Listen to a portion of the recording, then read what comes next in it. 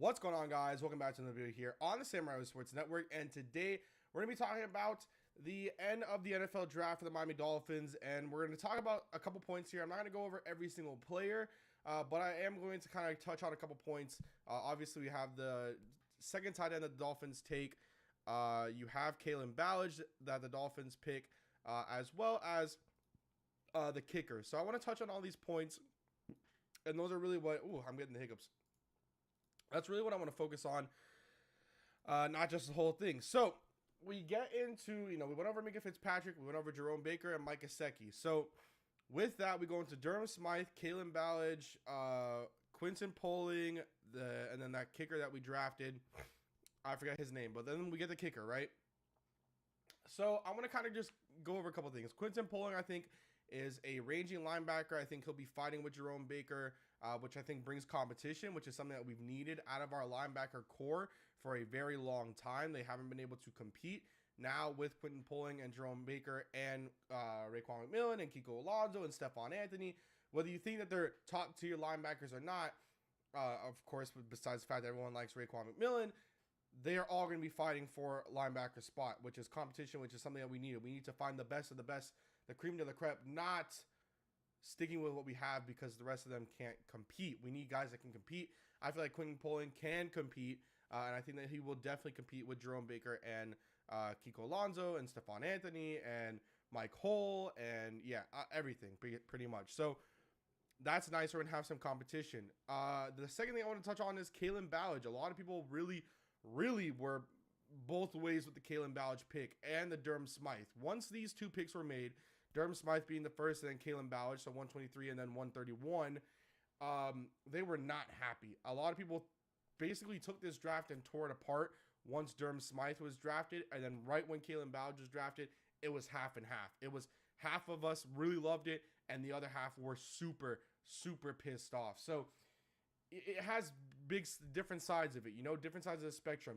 Either you really like the Kalen Ballage pick and that made the draft for you, or you hated it, and once that Durham Smythe and Kalen Ballage pick came in, you were done with the draft, fire everyone. That's what your opinion was. And I want to touch on those two things. With Durham Smythe, yes, he's a blocking tight end, and people are like, we just drafted a tight end in the second round. Why do we need... Okay, well, you're not going to tell Mike Gesicki to block.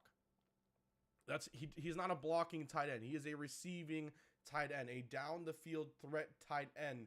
He is not a blocking tight end. He's not going to do what you're going to get out of an Anthony Fasano or someone along those lines. Durham Smythe, on the other hand, is a blocking tight end, but people keep putting him under the narrative that he's only a blocking tight end. He can catch. He is a good receiver, and he can block. He will be the dual threat tight end that we need in terms of blocking, being able to catch. So you can put him on anything, your run packages where you're running the football, lead him out there to block, have him be your lead blocker, pull it off the side with your guard.